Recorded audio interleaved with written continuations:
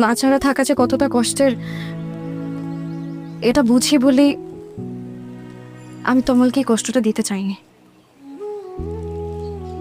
আজকে আমরা বিয়ে করলে তমাল হয়তো আমাকে পেত, আমি হয়তো তমালকে পেতাম, কিন্তু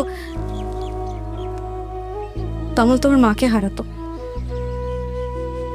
আমি এটা কোনোদিন চাই না আন্টি। খুব ভালো লেকচার দিয়েছো, হাততালি দেওয়া উচিত ছিল।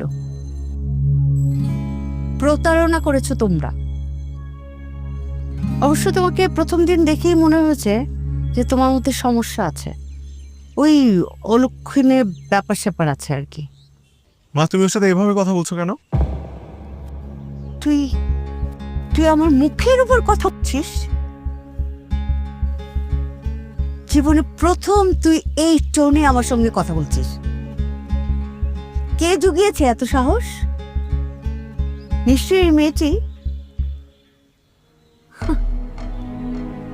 প্লিজ, আমাদের সুন্দর পরিবারটা তুমি ধ্বংস করে দিও না